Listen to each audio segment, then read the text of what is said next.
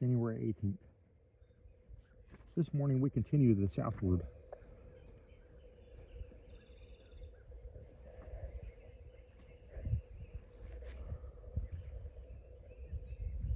With the same pleasant weather as before.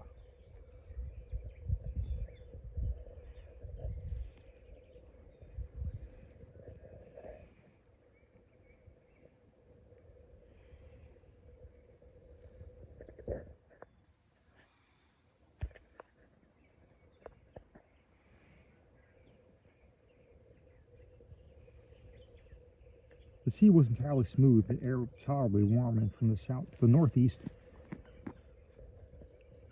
the temperature of the water 53. We now again got our sounding gear in order, and with 150 fathoms of line, found the current setting toward the pole at a rate of a mile an hour. This constant tendency toward the southward, both in the wind and the current, caused some degree of speculation, and even of alarm, in different quarters of the schooner, and I saw distinctly that no little expression had been made upon the mind of Captain Guy.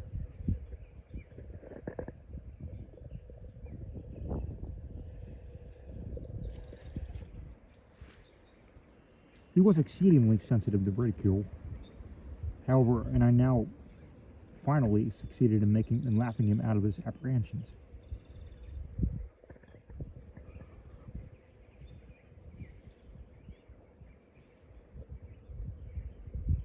The variation was now very trivial. In the course of the day we saw very large whales of the right species.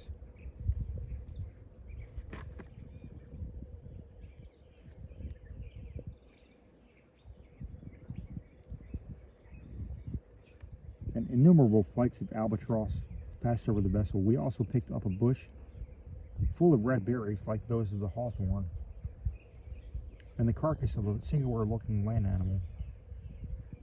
It was 3 feet in length, but about 6 inches in height, and with four very short legs, and the feet armed with the long claws of a brilliant scarlet, and resembling coral in substance.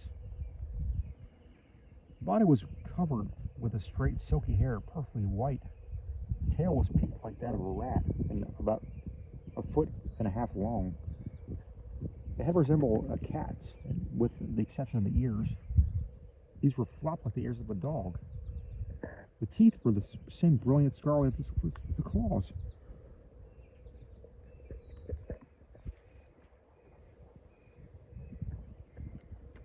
January 19th. Today, being in latitude 83 degrees by 20, longitude 43 degrees by 5 west, the sea being of an extraordinarily dark color, we again saw land from the masthead, and upon a closer scrutiny, found it to be one of the group of very large islands. The shore was precipitous, and the interior seemed to be well wooded, a circumstance which occasioned us great joy. In about 4 hours from our first discovering the land, we came to anchor in 10 fathoms, sandy bottom, a league from the coast, as a high surf, with strong ripples here and there, rendered a nearer approach of doubtful expediency. The 2 largest boats were now ordered out, and the party, well armed, among those whom were Peters and myself, proceeded to look for an opening in the reef, which appeared to encircle the island.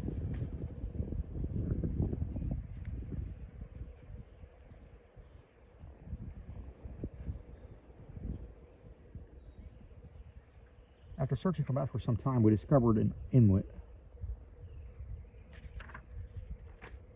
which we were entering, and we saw 4 large canoes put out from the shore, filled with men who seemed to be well armed.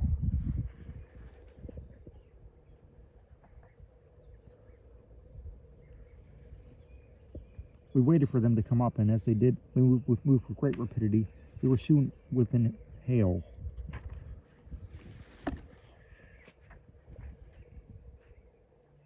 Captain Guy now held up a large white handkerchief on the blade of the oar, when the strangers made a foolish stop, and commenced a loud jabbering all at once, intermingled with occasional shouts in which we could distinguish the words Anamumu and Mama Lama. They continued this for at least half an hour, during which we had a good opportunity of observing their appearance. In the 4 canoes, which might have been 50 feet long and 5 broad, there were 110 savages in all. They were about the ordinary stature of Europeans, but of a more muscular and brawny frame. Their complexion a jet black, with thick and long woolly hair. They were clothed in the skins of an unknown black animal, shaggy and silky.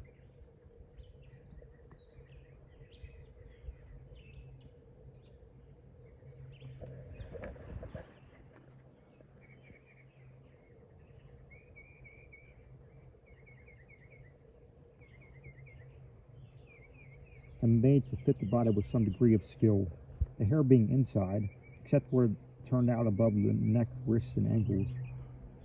Their arms consisted principally of clubs, of a dark and apparently very heavy wood.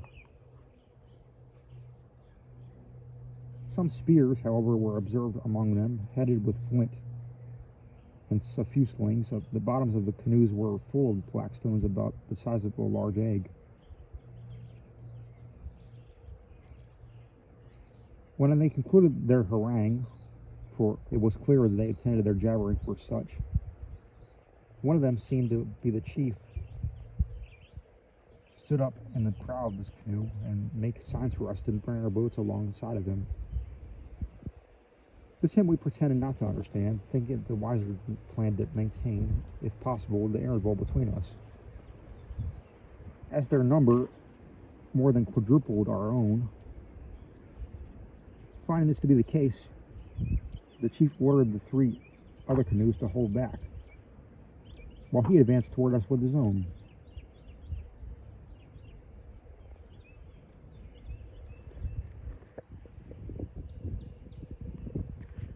As soon as he came up with us, he leapt on board the largest of the boats and seated himself by the side of Captain Guy, pointing at the same time with the schooner and repeating the words "Anamu Mu" and "Lama Lama."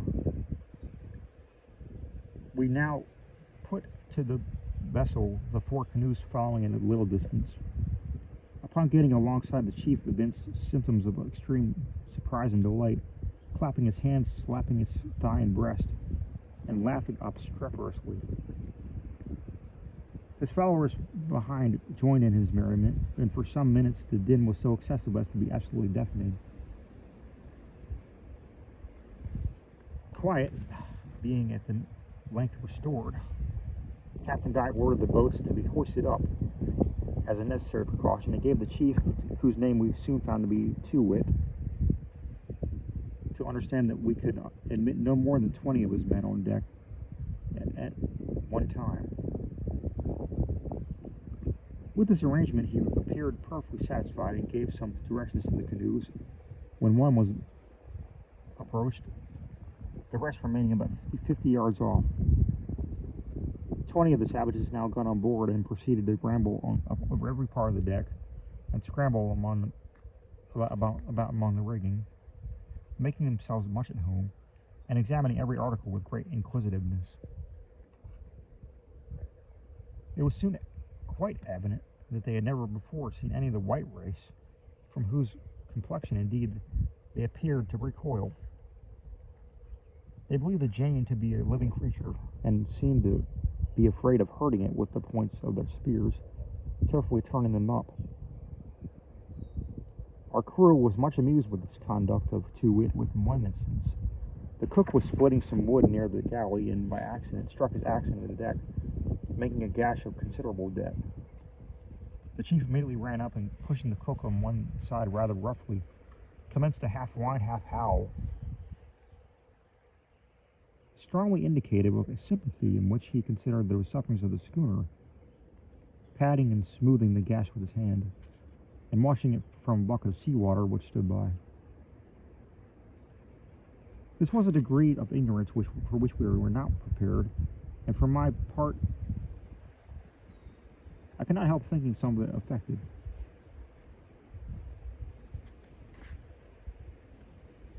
When the visitors had satisfied, as well as they could, their curiosity in regard to our upper works, they were admitted below, with their amazement exceeded all bounds. Their astonishment now appeared to be far too deep for words, for they roamed about in silence, broken only by low ejaculations. The arms afforded them much food for speculations, and they were suffered to handle and examine them at leisure. I do not believe that they had the least suspicion of their actual use. Rather took them for idols, seeing we had care for them, the care we had for them. At the great guns of their wonder was redoubled. They approached them with every mark of the profoundest reverence and awe, but forbore to examine them minutely. There were 2 large mirrors in the cabin, and here was the acme of their amazement. Too-wit was the first to approach them, and he had got in the middle of the cabin, with his face to one and then back to the other, before he fairly perceived them. Upon raising his eyes and seeing his reflected self in the glass, I thought the savage would go mad. But upon turning short round to make retreat, and beholding himself a second time in the opposite direction, I was afraid he would expire upon the spot. No persuasion could prevail upon to take another look, but throwing himself upon the floor with his face buried in his hands, he remained thus until we were obliged to drag him upon deck.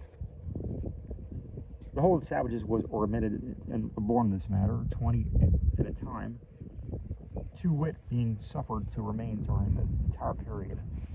We saw no disposition to thievery among them, nor did we miss a single article after their departure. Throughout the whole of their visit, they evinced the most friendly manner. There were, however, some points in their demeanor which we found it impossible to understand. For example, we could not get them to approach several very harmless objects, such as the schooner's sails, an egg, an open book, or a pound of flour. We endeavored to ascertain if they had among them any articles which might be turned to account in the way of traffic, but found great difficulty in being comprehended. We made out, nevertheless, what greatly astonished us, that the islands abounded in the large tortoise of the Galapagos, one of which we saw in the canoe of Too-wit. We saw also the big demir in the hands of one of the savages, who was greedily devouring it in its natural state. These anomalies, for they were such when considered in the regard of latitude, induced Captain Guy to wish for a thorough investigation of the country, in hopes of making a profitable speculation in its discovery. For my own part, as anxious as I was to know something more of these islands, I was still more earnestly bent on prosecuting the voyage to the southward without delay. We had now fine weather, but there was no telling how long it would last. And being already in the 84th parallel with an open sea before us, the current setting strongly to the southward and the wind fair, I cannot listen with any patience to a proposition of stopping longer than what is absolutely necessary for the health of the crew, and the taking aboard a proper supply of fuel and fresh provisions. I represented to the captain that we might easily make this group on our return, and winter here in the event of being blocked up by the ice. He at length came to my views, and through some way hardly known to myself, I had acquired much influence over him. It was finally resolved that even in the event of our finding Vic Demir, we should only stay a week to recruit, and then push on to the southward while we might. Accordingly, we made every necessary preparation, and under the guidance of Too-wit, got the Jane through the reef in safety, coming to anchor about a mile from the shore, and in an excellent bay, completely landlocked on the southeastern coast of the main island, and in 10 fathoms of water, black sandy bottom. At the head of this bay there were 3 fine springs, we were told, of good water, and we saw abundance of wood in the vicinity.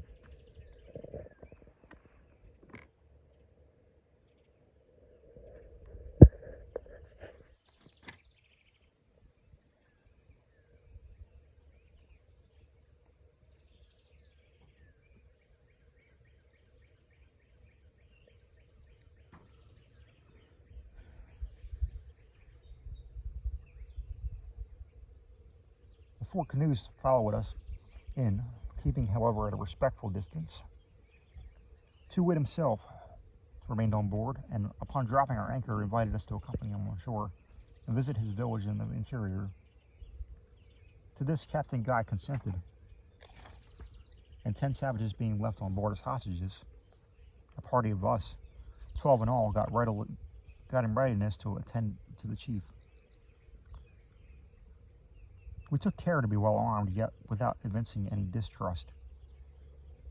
The schooner had her guns run out, her boarding nettings up, and every other proper precaution was taken to guard against surprise. Directions were left with the chief mate to admit no person on board during our absence, and in the event of our not appearing in 12 hours, to send the cutter with a swivel around the island in search of us.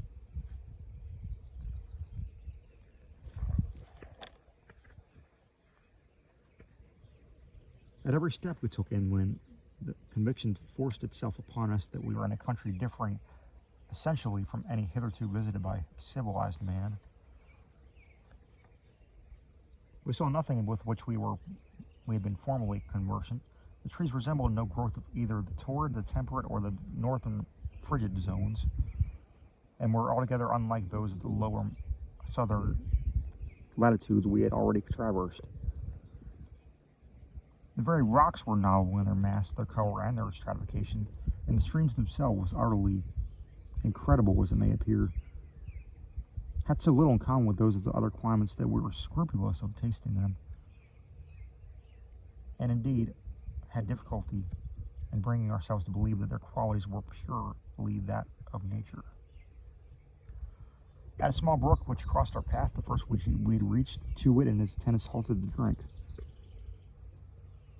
On account of the singular character of the water, we refused to taste it, supposing it to be polluted, and that it was not until some time afterward that we came to understand that such an appearance of the streams throughout the whole group.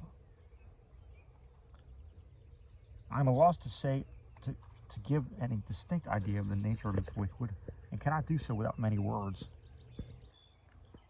Although it flowed with rapidity in its declivities, where common water would do so, it never, except when falling in a cascade, had the customary appearance of limpidity. It was, nevertheless, in point of fact, as perfectly limpid as any limestone water in existence, the difference being only in appearance. At first sight, and especially in cases where little declivity was found, it bore resemblance, as regarded consistency, to a thick infusion of gum arabic in common water. This was not only the least remarkable of its extraordinary qualities, it was not colorless, nor was it any one uniform color, presenting to the eye as it flowed every possible shade of purple, like hues of a changeable silk. This variation in shade was produced in a manner which excited as profound astonishment in the minds of the party as the mirror had done in the case of Too Wit. Upon collecting an basinful and allowing it to settle thoroughly, we perceived that the whole mass of the liquid was made up of a number of distinct veins, each of a distinct hue. That these veins did not commingle, and that their cohesion was perfect in regard to their own particles among themselves, and imperfect in regard to neighboring veins.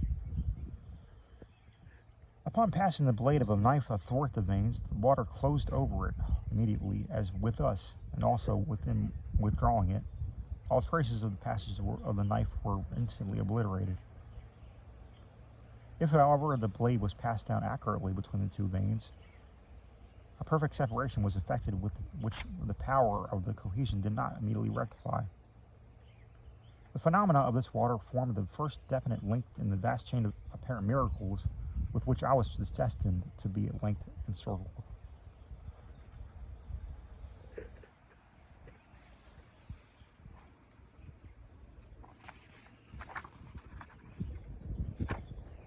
We were nearly 3 hours in reaching the village, and it being more than 9 miles in the interior, and the path lying through a rugged country. As we passed along the party of Too Wit, the whole 100, and 10 of the savages of the canoes was momentarily strengthened by smaller detachments, or from 2 to 6 or 7, which joined us as if by accident at different turns of the road. There appeared so much of system in this that I could not help feeling distrust, and I spoke to Captain Guy of my apprehensions. It was now too late, however, to recede, and we concluded that our best security lay in evincing a perfect confidence in the good faith of Too-Wit. We accordingly went on and kept a wary eye among the maneuvers of the savages, and not permitting them to divide our numbers by pushing in between. In this way, passing through a precipitous ravine, we at length reached where we were told was the only collection of habitations upon the island. As we came in sight of them, the chief set up a shout and frequently repeated the word clock clock, which we were supposed to be the name of the village, or perhaps the generic name for villages.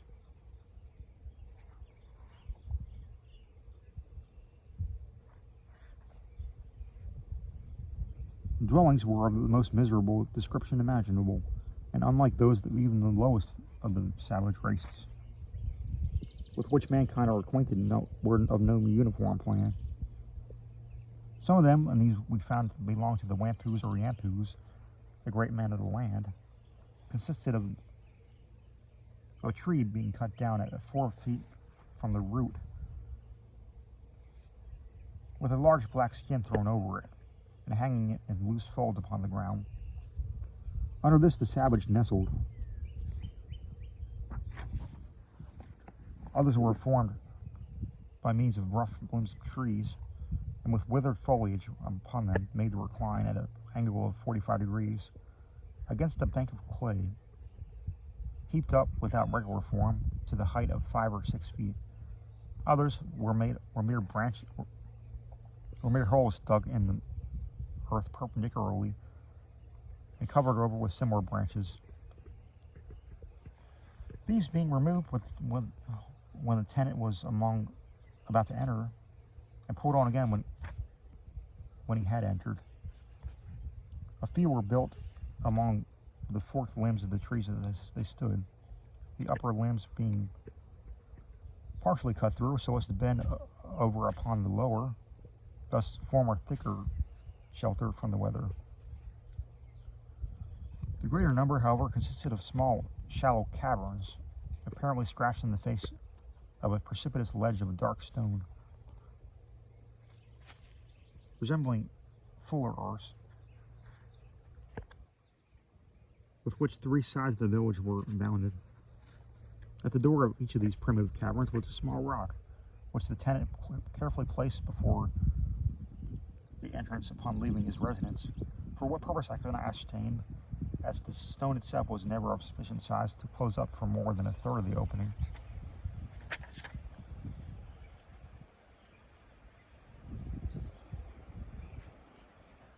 This village, if it were worthy of the name, lay in a valley of some depth, and could only be approached from the southward.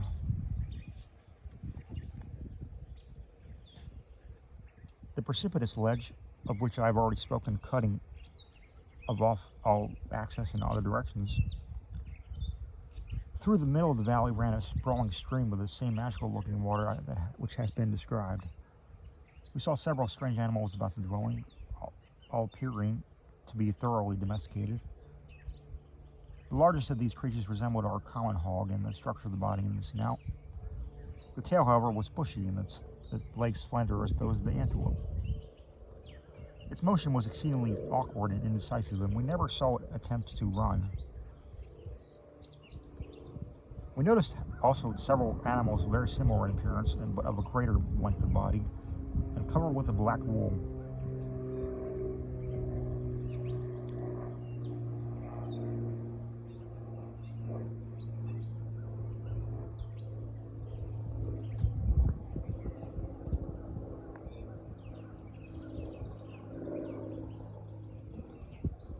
There were a great variety of tame fowls running about, and these seemed to constitute the chief food of the natives. To our astonishment, we saw black albatross among these birds in a state of entire domestication, going to sea periodically for food, but also always returning to the village as a home, and using the southern shore in the vicinity as a place of incubation. There they were joined by their friends and the pelicans as usual, but these latter were never followed them to the dwellings of the savages. Among the kinds of tame fowls were ducks, differing very little from the canvasback of our own country, black gannets, and a large bird not unlike the buzzard in appearance, but not carnivorous. Of fish there seemed to be a great abundance. We saw during our visit a quantity of dried salmon, rock cod, blue dolphins, mackerel, blackfish, skate, conger eels, elephant fish, mullets, soles, parrotfish, leather jackets, gurnards, hake,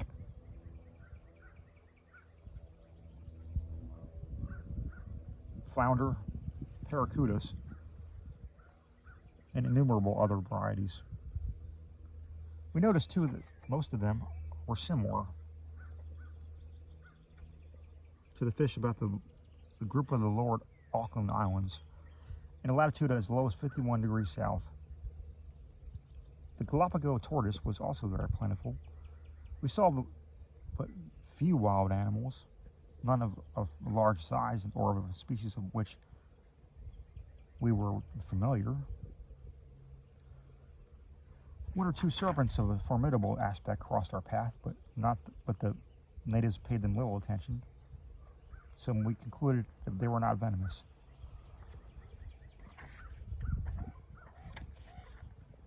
As we approached the village to Too Wit and his party, a vast crowd of the people rushed out to meet us with loud shouts, among which we could only distinguish the everlasting Anamumu and Lama Lama.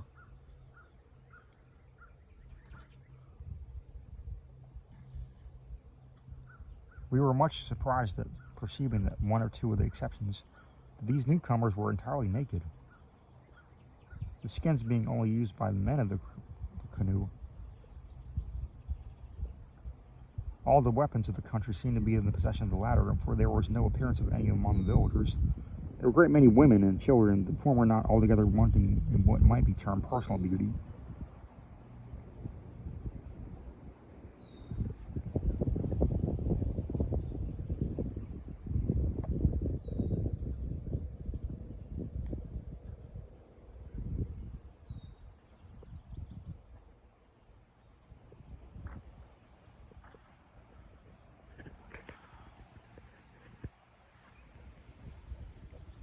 They were straight, tall, and well-formed, with a grace and freedom of men that were thick and clumsy, so that even when laughing, the teeth were never disclosed.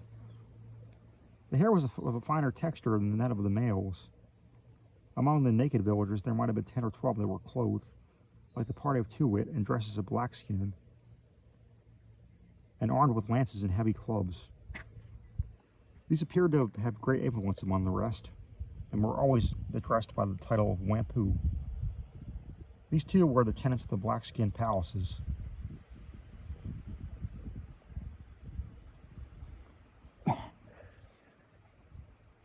That of Too Wit was situated in the center of the village and was much larger than what's somewhat better constructed than other of its kind.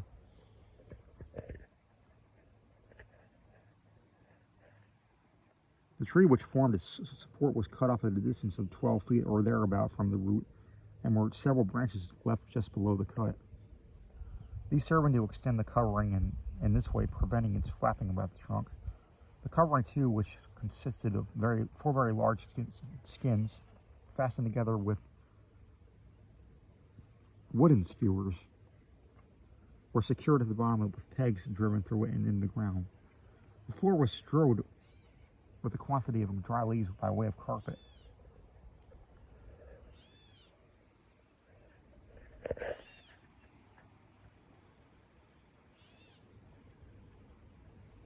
To this hut we were conducted with great solemnity, as many as the natives crowded in as efforts as possible. Two-Wit seated himself on the leaves and made signs that we should follow his example.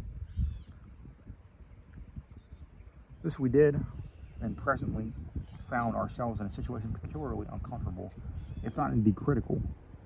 We were on the ground, 12 in number, with savages as many as 40, sitting on their hams closely around us that, if any disturbance had arisen, we should have found it impossible to make use of their arms, or indeed to have risen on our feet. Pressure was not only inside the tent, but outside, where probably with every individual on the whole island, the crowd being prevented probably from trampling us to death only by the incessant exertions and vociferations of Two-Wit. Our chief security lay, however, in presence of Two-Wit himself among us, and I'm resolved to stick by him closely as the best chance of extricating ourselves from the dilemma, sacrificing him immediately upon his first appearance of hostile design.